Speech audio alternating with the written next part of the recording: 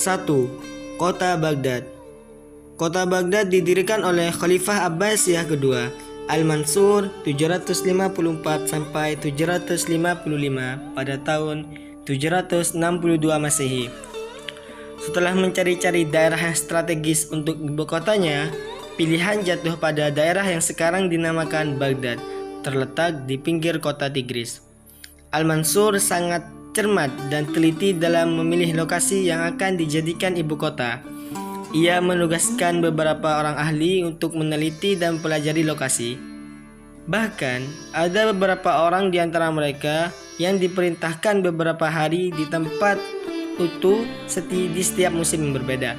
Kemudian para ahli tersebut melaporkan kepadanya tentang keadaan udara, tanah, dan lingkungan. Setelah penelitian seksama itulah di daerah ini ditetapkan sebagai ibu kota dan pembangunan pun dimulai. Menurut cerita rakyat, daerah ini sebelumnya adalah tempat peristirahatan Kisra Anushirwan, Raja Persia yang masyhur di musim panas. Baghdad berarti Taman Keadilan. Taman itu lenyap bersama hancurnya kerajaan Persia. Akan tetapi nama itu tetap menjadi kenangan rakyat. Dalam membangun kota ini, Khalifah mempekerjakan staf ahli bangunan yang terdiri dari arsitektur, tukang batu, tukang kayu, ahli lukis, ahli pahat, dan lain-lain. Mereka didatangkan dari Syria, Mosul, Basrah, dan Kufah yang berjumlah sekitar 100.000 orang. Kota ini berbentuk bundar. Di sekelilingnya dibangun dinding tembok yang besar dan tinggi.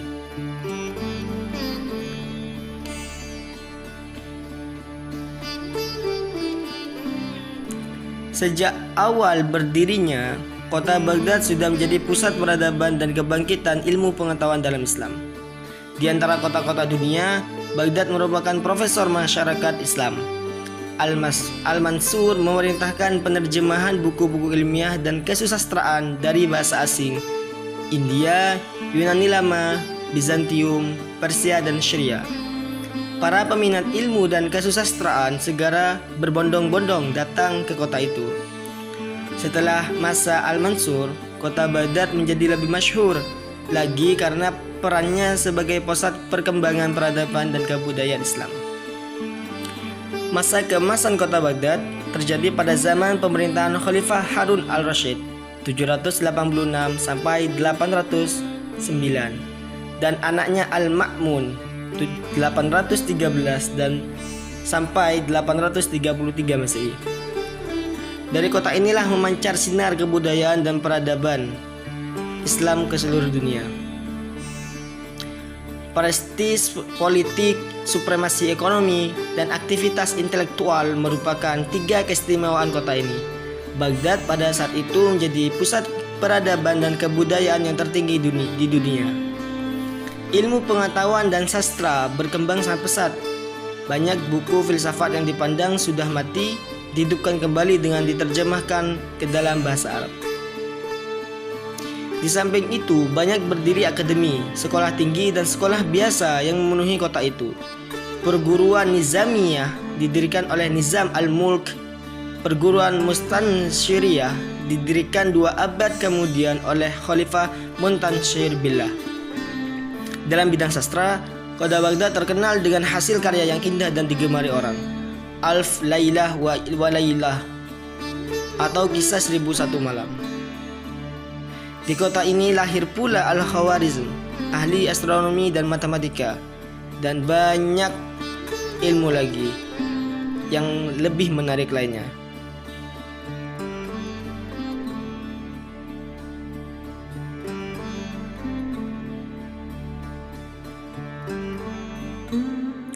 Pada masa Harun al-Rashid dan Al-Ma'mun, perdagangan dan industri berkembang pesat. Didukung oleh 3 buah pelabuhan yang ramai dikunjungi para khalifah dagang internasional, Cina, India, Asia Tengah, Syria, Persia, Mesir, dan negeri Afrika lainnya. Baghdad mendapat julukan benteng kesucian pada masa itu. Disinilah istirahatnya Imam Musa al-Kazim, imam ketujuh Syiah. Abu Hanifah, pendiri mazhab fiqh Hanafi, Syekh Junaid, Shibli, dan Abdul Qadir Jailani, pemimpin-pemimpin kaum sufi. Kota ini juga muncul sebagai kota terindah dan termegah di dunia pada saat itu, sebelum dihancurkan oleh tentara Mongol di bawah pimpinan Hulagu Khan tahun 1258 Masehi. Mereka menghancurkan perpustakaan yang merupakan gudang ilmu. Pada tahun 1400 Masehi, kota ini diserang pula oleh pasukan Timur Leng, dan tahun 1508 Masehi oleh tentara kerajaan Safawi. Kota Baghdad sekarang tidak mencerminkan kemajuan Baghdad lama. 2. Kairo, Mesir. Kota Kairo dibangun pada tanggal 17 Sya'ban 358 Hijriah atau 969 Masehi oleh Panglima Perang Dinasti Fatimiyah yang beraliran Syiah, Jauhar al-Sikili. Atas perintah Khalifah Fatimiyah Al-Mu'izz Lidinillah 953 sampai 975 Masehi sebagai kota kerajaan dinasti tersebut. Wilayah kekuasaannya meliputi Afrika Utara, Sicilia, dan Syria. Berdirinya kota Kairo sebagai ibu kota kerajaan membuat Baghdad mendapat saingan. Kemudian Al-Sikili mendirikan Masjid Al-Azhar 17 Ramadan 359 Hijriah. Masjid ini berkembang menjadi sebuah universitas besar yang sampai sekarang masih berdiri megah. Kota ini mengalami 3 masa kejayaan, yaitu pada masa dinasti Fatimiyah, di masa Salah al-Din al-Ayyubi, dan di bawah Baybars dan Al-Nasir pada masa dinasti Mamalik. Selama pemerintahan Mu'izz Seni dan ilmu mengalami kemajuan besar. Selama pemerintahan Mu'izz Seni dan ilmu mengalami kemajuan besar. Al-Mu'izz melaksanakan 3 kebijakan besar, yaitu pembaharuan dalam bidang administrasi, pembangunan ekonomi, dan toleransi beragama, juga aliran. Dalam bidang administrasi, ia mengangkat wazir, menteri untuk melaksanakan tugas kenegaraan. Dalam bidang ekonomi, ia memberi gaji khusus kepada tentara, personalia istana, dan pejabat pemerintahan lainnya. Dalam bidang agama, diadakan 4 lembaga peradilan, 2 untuk mazhab Syiah dan 2 untuk mazhab Sunni. Pada masa Al-Aziz Billah dan Hakim bi Amirillah, terdapat seorang mahaguru bernama Ibnu Yunus yang menemukan pendulum dan ukuran waktu dengan ayunannya. Karyanya Zid Al-Akbar Al-Hakim diterjemahkan ke dalam berbagai bahasa. Dia meninggal pada tahun 1009 Masehi dan penemuan-penemuannya diteruskan oleh Ibnu Al-Nabdi 1040 dan Hasan Ibn Haytham, seorang astronom dan ahli optika. Pada masa pemerintahan Al-Hakim 996 sampai 1021 Masehi didirikan Bait Al-Hikmah. Di lembaga ini banyak buku-buku. Lembaga ini juga merupakan pusat pengkajian astronomi, kedokteran, dan ajaran-ajaran Islam terutama Syiah. Ketika jayanya, di Kairo terdapat lebih kurang 20.000 toko milik khalifah, penuh dengan barang-barang dari dalam dan luar negeri. Khalifah-khalifahlah tempat-tempat pemandian, hafilah-khafiyalah tempat-tempat pemandian, dan sarana umum lainnya banyak didirikan penguasa. Istana khalifah dihuni oleh 30.000 orang, 12.000 diantaranya adalah pembantu, 1.000 pengawal berkuda. Dinasti Fatimiyah ditumbangkan oleh dinasti Ayyubiyah yang didirikan oleh Salah al-Din, seorang pahlawan Islam yang terkenal pada Perang Salib. Ia tetap mempertahankan lembaga-lembaga ilmiah yang didirikan oleh Fatimiyah, tetapi mengubah orientasi keagamaannya dari Syiah kepada Sunni.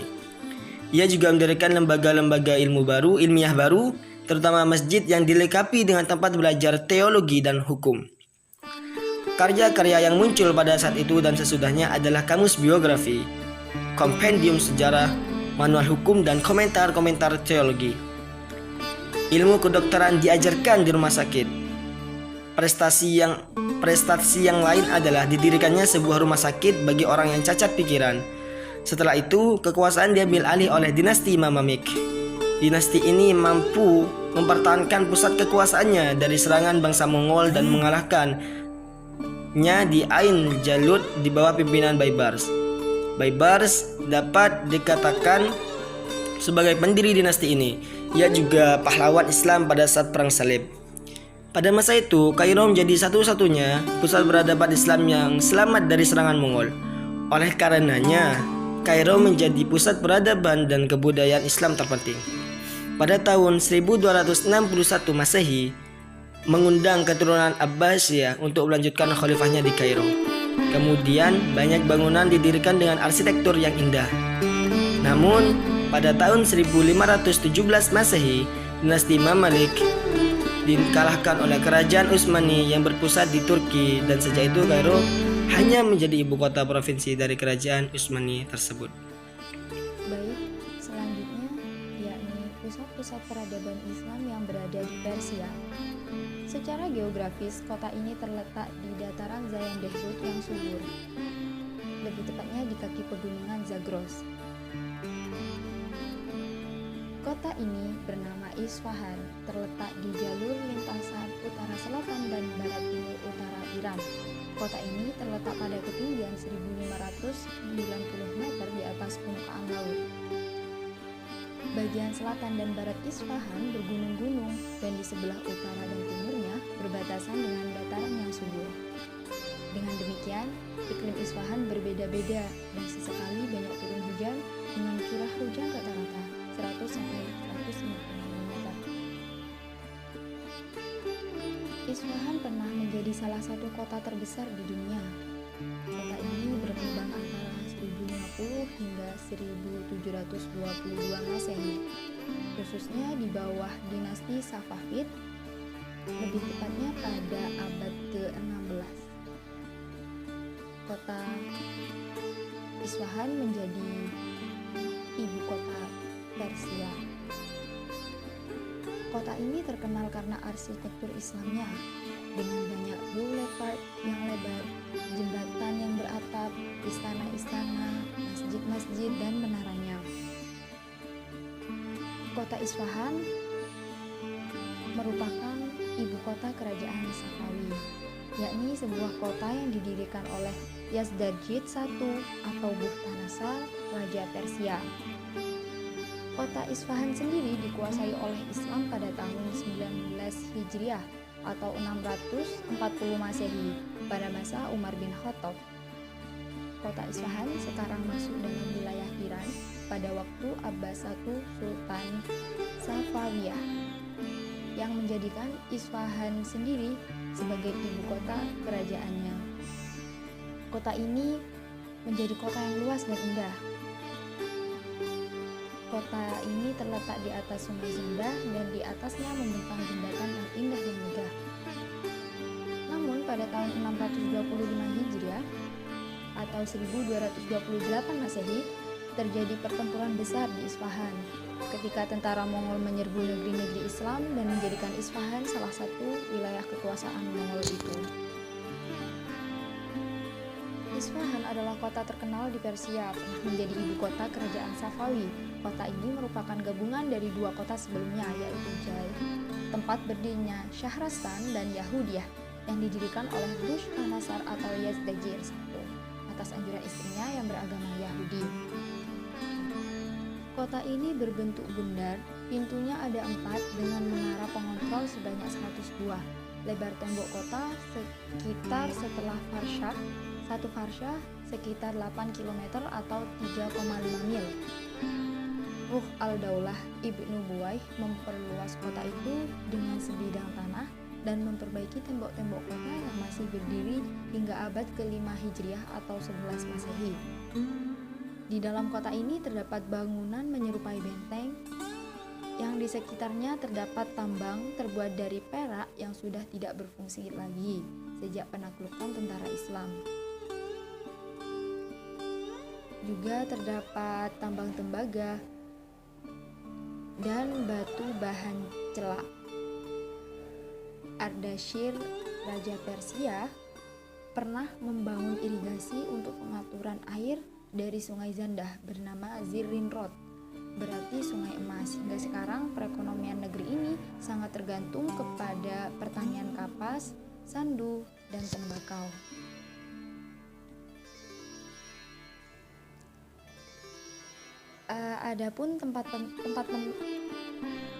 Adapun beberapa tempat bersejarah yang terkenal di Isfahan, Persia ini. Yang pertama yakni Masjid Imam.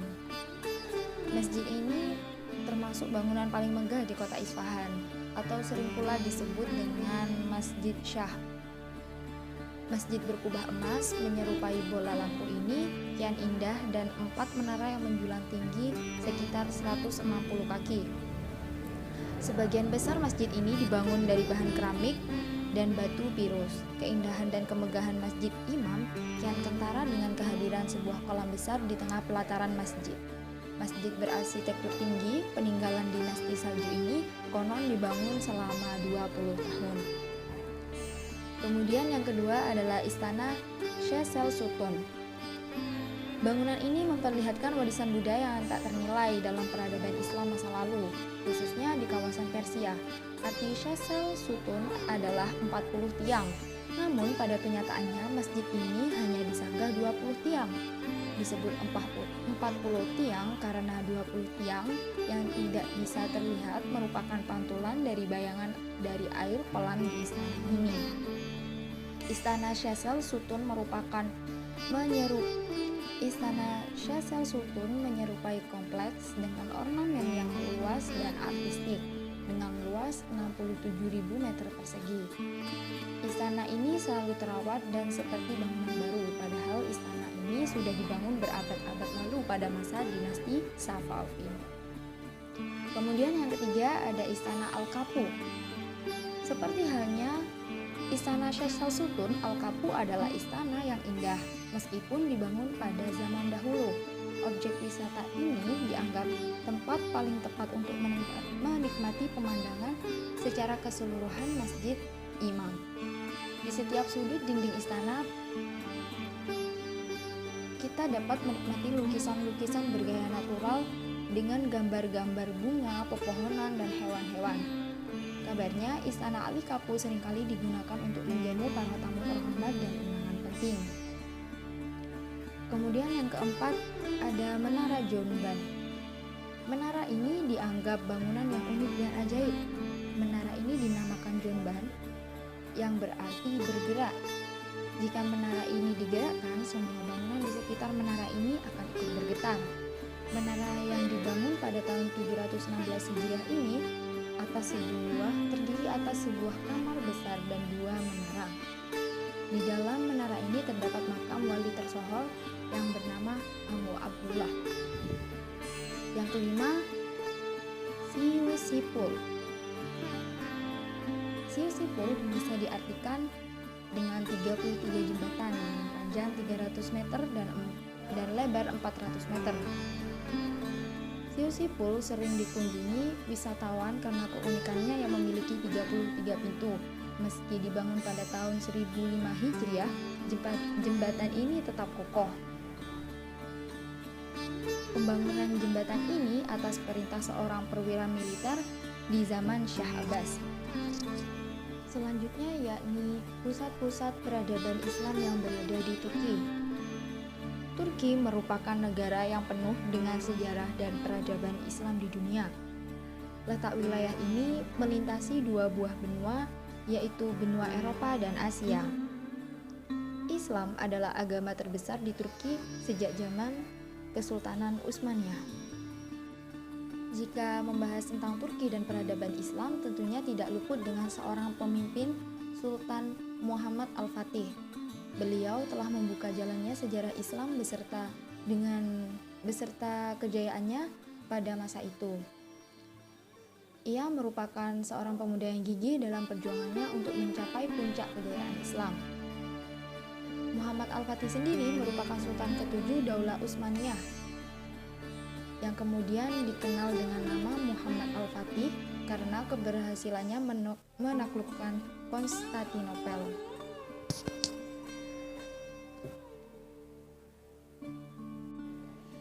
kini sekitar 99,8% penduduk Turki adalah Muslim.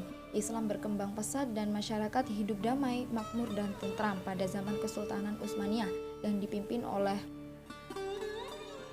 Muhammad Al-Fatih. Menurut sejarah, pada masa raja inilah masa keemasan kerajaan Turki Ottoman karena ditopang oleh rasa keagamaan Islam yang kental. Kemudian menjadikan kota Istanbul menjadi ibu kota Turki Utsmani. Turki sangat berperan penting dalam peradaban Islam di dunia. Kesultanan Turki Utsmani berhasil mengepakkan sayap kejayaannya hingga sepertiga luas dunia.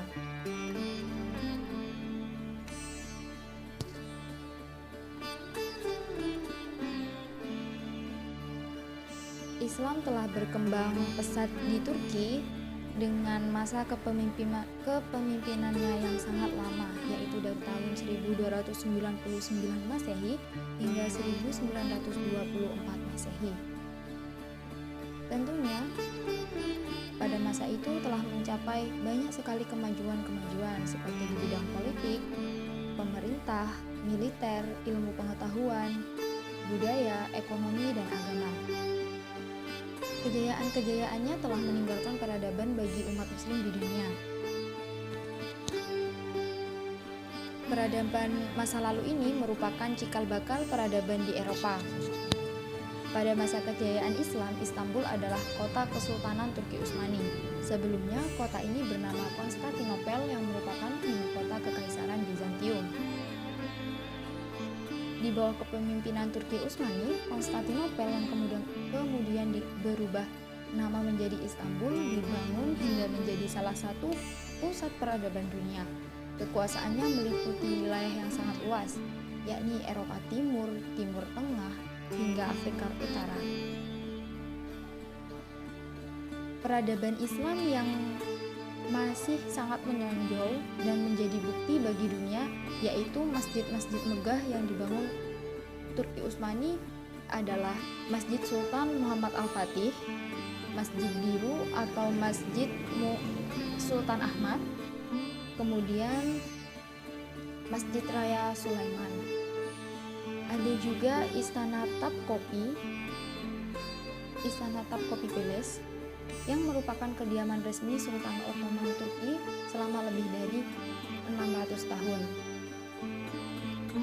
Tidak dapat dipungkiri peradaban Islam begitu membekas. Hingga saat ini, ibu kota Turki merupakan Ankara. Namun, keindahan kota Istanbul dengan jembatan Bosporus semakin menghiasi keindahan Turki dan banyak non-muslim ikut mengunjungi dan juga ingin tahu mengenai peradaban Islam di sana. Baik, berikutnya saya akan melanjutkan pembahasan materi tentang tokoh dan peradabannya. Dan berdasarkan skup materi yang telah diberikan oleh Ibu dosen, saya akan membahas tentang peradaban di Delhi, India. Pada dasarnya, Islam memang bukan merupakan agama mayoritas di India. Meski demikian, Islam telah hadir di negeri Hindustan ini sejak ribuan tahun yang lalu. Dan adapun peradaban Islam ini telah memberikan kontribusi yang sangat besar bagi India, sehingga Islam menjadi agama terbesar kedua di India setelah Hindu hingga saat ini. Dan adapun pusat peradaban Islam yang berada di India adalah di Delhi, bahkan hingga dikenal di seluruh dunia. Mayoritas masyarakat India dikenal sebagai penganut agama Hindu. Namun, di abad ke-12 silam, agama Islam sempat berkembang pesat di bawah kepemimpinan Sultan Qutbuddin Aibak. Peradaban atau dinasti kepemimpinan Sultan ini bisa dilihat perkembangan pesatnya dengan dibangunnya bangunan bernama Qutb Minar di Delhi. Untuk informasinya, Qutb Minar ini merupakan sebuah komplek bangunan dengan menara masjid setinggi 72,5 meter yang terbuat dari batu bata, di mana komplek tersebut masih berdiri tegak hingga saat ini. Kepemimpinan Sultan Qutbuddin Aibak ini terus bergulir hingga dari generasi ke generasi dan dipegang oleh kesultanan Delhi berikutnya yang masih bernafaskan keislaman. Dan yang terakhir, kesultanan ini dipimpin oleh Ibrahim Lodi dan dikenal dengan istilah dinasti Lodi. Dan pada dinasti Lodi inilah kepemimpinan di Delhi ini mengalami kemunduran setelah munculnya kerajaan Mughal yang dipimpin oleh Sultan Babur yang berhasil mengalahkan dinasti Lodi ini pada Perang Panipat dan mulai berkuasa pada abad ke-16. Kerajaan Mughal ini pun terus melakukan ekspansi wilayah dan terbukti pada tahun 1648 Delhi ini sempat menjadi ibu kota kerajaan di bawah kepemimpinan Shah Jahan. Dan pada masa kerajaan itulah berdiri beberapa bangunan ternama di India, khususnya di Delhi, yang bisa kita ketahui hingga sekarang. Adapun bukti peradabannya yaitu yang pertama sudah saya sebutkan sebelumnya, yaitu Qutub Minar. Qutub Minar ini merupakan sebuah komplek bangunan dengan menara masjid setinggi 72,5 meter yang terbuat dari batu bata, di mana kompleknya ini masih berdiri tegak hingga saat ini. Nama dari bangunan ini sendiri diambil dari nama pemimpin Kesultanan Delhi yang pertama, yaitu Sultan Qutbuddin Aibak. Dan berikutnya adalah benteng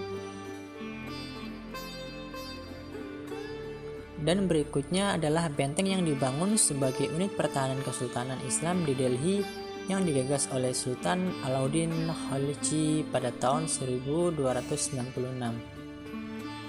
Kita mengenalnya sebagai Benteng Hauz Khas.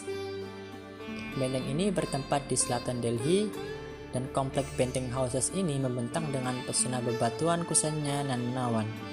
Di dalamnya dapat kita temukan madrasah, pavilion, masjid, tangki air, dan bangunan lain peninggalan abad ke-13 Masehi. Dan sampai saat ini masih beroperasi sebagai tempat wisata, edukasi, maupun sebagai bangunan bukti peradaban. Dan bukti peradaban yang terakhir ini adalah salah satu keajaiban dunia, yaitu Taj Mahal. Taj Mahal ini dibangun di Delhi pada masa kepemimpinan Shah Jahan atau yang bisa kita sebut Raja Mughal kelima. Dari berdirinya bangunan ini kita bisa lihat bahwa betapa majunya peradaban Islam pada saat itu. Taj Mahal ini sendiri terletak di pinggir Sungai Yamuna, Agra di India, sekitar 190 km dari Delhi. Bangunan ini didirikan untuk menghormati istri dari Raja Mughal kelima tersebut yang bernama Arjuman Banu Begum atau yang kita sebut Mumtaz Mahal. Di dalam bangunan itu sendiri terdapat makam sang istri, yaitu Mumtaz Mahal. Bangunan ini dibangun pada 1632 silam dengan memperkerjakan 20.000 orang. Pembangunan itu menelan biaya hingga 40 juta rupiah. Adapun bangunan inti tersebut selesai pada 1643 dan selesai secara keseluruhan pada 1654. Taj Mahal ini juga menjadi lambang kejayaan dinasti Mughal atau kerajaan Mughal. Di samping itu, Taj Mahal ini juga sebagai ikon agama Islam di India, tepatnya lebih khususnya di daerah Delhi. Tidak hanya itu, sang Raja Shah Jahan ini juga merupakan pemimpin atau raja yang bijak. Beliau memberikan kebijakan kepada pengikutnya atau kepada masyarakatnya untuk memberikan hak hidup dalam pemilihan beragama dan keyakinan. Sehingga bisa dikatakan pada peradaban Islam kepemimpinan Shah Jahan ini memiliki kemajuan yang sangat sukses, tidak hanya pada pada aspek bangunannya maupun juga kebijakan pemerintahannya. Baik, berikutnya adalah tentang tokoh dan peradaban Islam di Andalusia atau Spanyol. Sejarah panjang yang dilalui umat Islam di Iberia atau Indonesia dibagi menjadi 6 periode, di mana periode tersebut memiliki pemerintahan yang berbeda-beda. Sejak pertama kali menginjakan kaki di tanah Spanyol hingga jatuhnya pemerintahan Islam terakhir di sana, Islam memainkan peranan yang sangat besar. Sebelum kedatangan umat Islam, daerah Iberia merupakan kerajaan Hispania yang dikuasai oleh Kristen Visigoth. Dan pada tahun 711 Masehi, pasukan Umayyah yang sebagian besar merupakan bangsa Moor dari Afrika Barat Laut menyerbu Hispania dipimpin Jenderal Tariq bin Ziyad dan di bawah pemerintahan dari kekhalifahan Umayyah di Damaskus. Pasukan ini mendarat di Gibraltar pada 30 April dan terus menuju utara.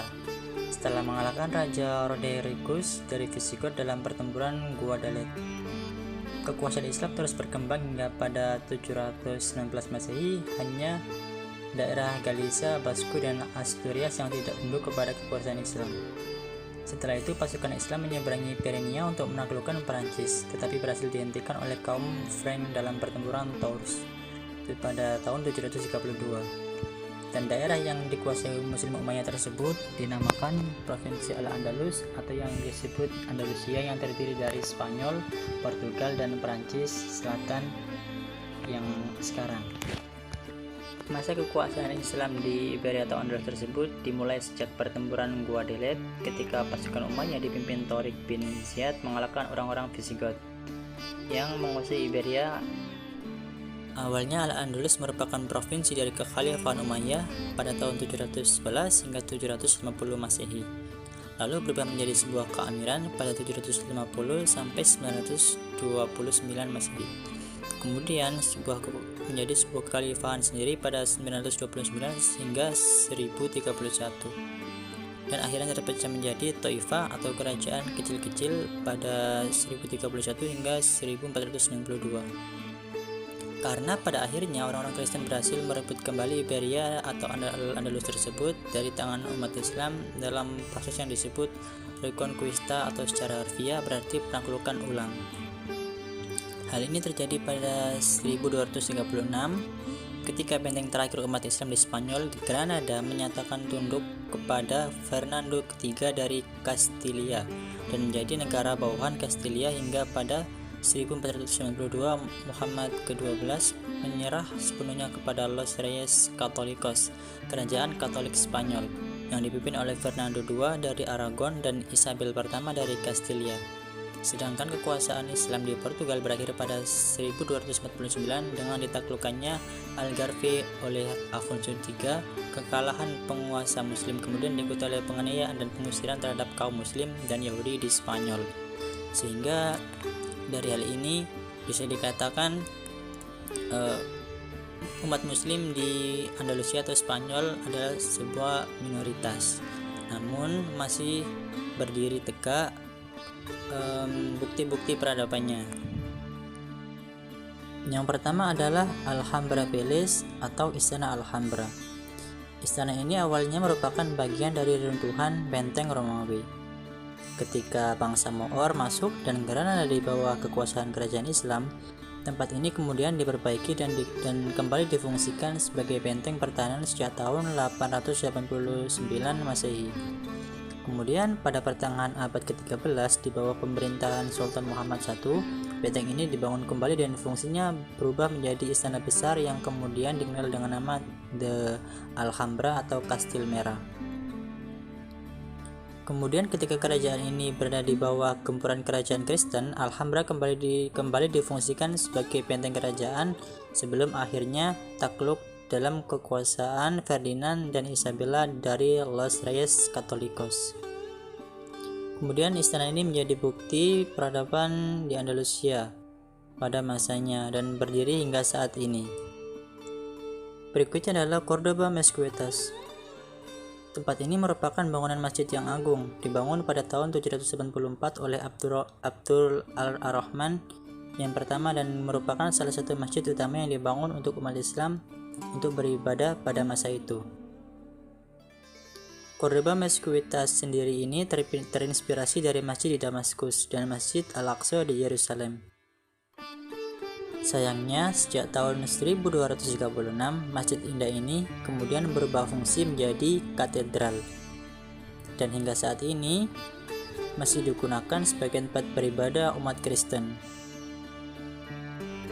Dan berikutnya adalah Istana Alcazar.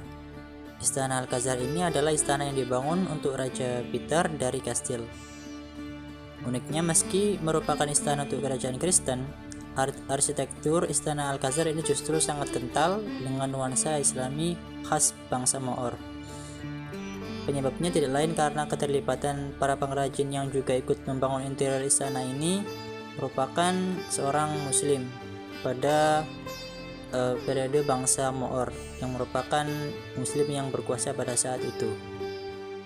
Hingga saat ini, Istana Alcazar ini masih digunakan sebagai rumah resmi keluarga kerajaan ketika raja sedang berada di Sevilla, yang membuatnya menjadi istana kerajaan tertua yang masih digunakan di Spanyol.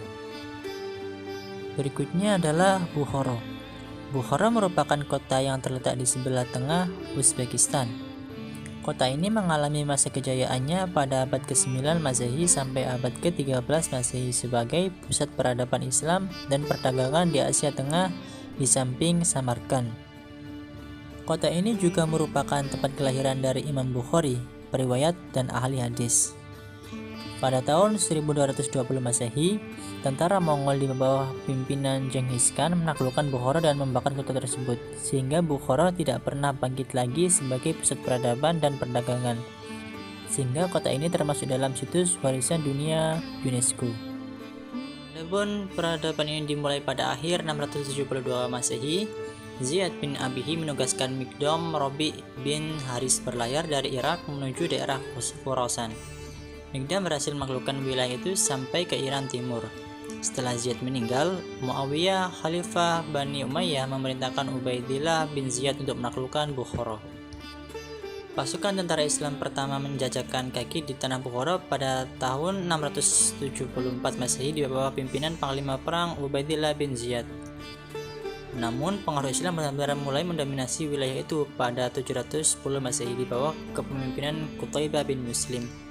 Sahabat, setelah terjadinya perang Talas, Islam mulai mengakar di Bukhara. Bukhara pun terus berkembang menjadi pusat intelektual dunia Islam. Saat itu di kota Bukhara bermunculan madrasah-madrasah yang mengajarkan ilmu pengetahuan. Pada masa itulah juga mulai diperbaikinya sistem pendidikan umum. Di setiap perkampungan berdiri sekolah, keluarga kaya yang kaya raya mendidik putra-putrinya dengan sistem homeschooling atau sekolah di rumah. Dan pendidikan di madrasah itulah dilalui dalam 3 tingkatan masing-masing selama 7 tahun. Keseluruhan pendidikan di madrasah harus ditempuh selama 21 tahun. Para siswa mempelajari berbagai ilmu pengetahuan mulai ilmu agama, aritmatika, jurisprudensi, logika, musik, serta puisi. Tak heran kemampuan penduduk Bukhara dalam menulis, menguasai ilmu pengetahuan, serta keterampilan berkembang pesat. Di tanah Bukhara pun kemudian lahir sederet ulama dan ilmuwan muslim termasyhur. Namun sayangnya, keberadaan Bukhara sebagai pusat ilmu pengetahuan pun mulai meredup. Ketika pada 1220 Masehi, peperangan hebat antara pasukan Sultan Alauddin dan pasukan Mongol di bawah komando Genghis Khan meletus. Serangan brutal yang dilakukan 70.000 pasukan Genghis Khan tak mampu diredam. Bukhara pun jatuh ke tangan pasukan Mongol. Dengan kejam dan sadis, pasukan Mongol membantai penduduk kota serta membakar madrasah, masjid, dan bangunan penting lainnya, sehingga tidak tersisa dan mati hingga sekarang. Namun, dari peristiwa itu masih terdapat bangunan-bangunan peradaban yang bisa menjadi bukti kesuksesan Bukhara pada saat itu. Yang pertama adalah Madrasah Mir-i Arab.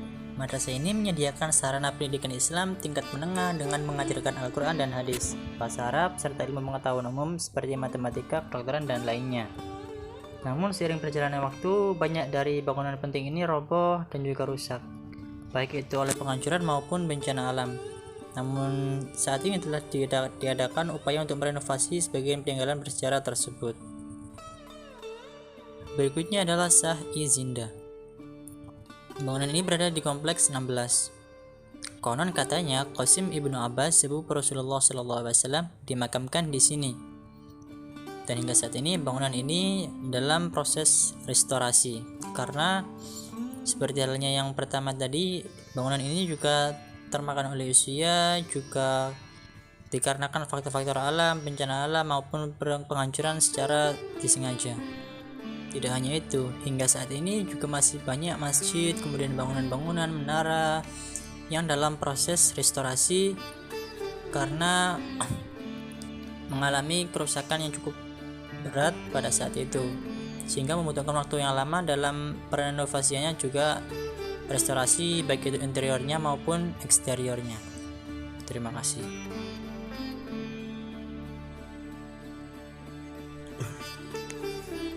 Yang ketujuh, Samarkand dan Bukhara, Transoksania. Kota ini beberapa kali diduduki oleh Iskandar ketika ia dan pasukannya berperang melawan Septimius. Tapi menurut bangsa Arab, Iskandarlah yang mendirikan kota itu. Setelah tahun 323 Masehi, kota ini menjadi bagian dari sebuah kekuasaan yang berpusat di Baktria. Setelah itu, di sana berdiri kerajaan Graeco-Baktrion, Baktria Yunani pada masa Antiochus II Theos. Sejak itu, hubungan politik dan ekonomi antara Samarkand dengan Persia dan Cina terputus, meskipun dalam bidang budaya masih berlanjut. Dilihat dari bangunan-bangunan kuno, pengaruh Persia sudah lama tertanam di sana. Pengaruh Cina juga besar. Sebelum Islam datang di sana, sudah terdapat tempat ibadah agama Buddha. Usaha-usaha Islam dalam ekspansi ke negeri ini selalu gagal, kecuali setelah Qutaibah ibn Muslim ditunjuk sebagai gubernur Khorasan. Ketika itu, Samarkand diperintah oleh Tarkhun. Pada tahun 91 Hijriah, ia mengadakan perjanjian damai dengan Qutaibah dan berjanji untuk membayar jizyah, pajak, kepada pemerintah Islam di Damaskus di bawah dinasti Bani Umayyah. Namun penduduk negeri itu marah kepada Tarkhun dan menurunkannya dari kekuasaan. Posisinya diganti oleh Ikhyiz Wurik. Qutaibah berhasil memaksa Ikhyiz untuk menerima perjanjian itu pada tahun 93 Hijriah. Setelah ia dan pasukannya mengepung kota dalam waktu yang cukup panjang. Sejak itu, Samarkand dan Bukhara menjadi batu loncatan untuk melancarkan ekspansi lebih luas di negeri Transoksiana. Pada tahun 204 Hijriah, Al-Ma'mun, khalifah dari Bani Abbas di Baghdad, menyerahkan semua urusan pemerintahan negeri Transoksiana, khususnya Samarkand dan Bukhara, kepada keluarga As'ad bin Ibn Samad. Sejak itu, dua kota ini berada di bawah kekuasaan dinasti Samaniyah. Samarkand menjadi daerah yang sangat makmur dan sejahtera. Ia menjadi pusat perdagangan dan kebudayaan Islam. Penghasilan utama kota Samarkand adalah kertas Samarkand yang terkenal. Sedangkan kota Bukhara terkenal dengan perdagangan dan industri tenunnya.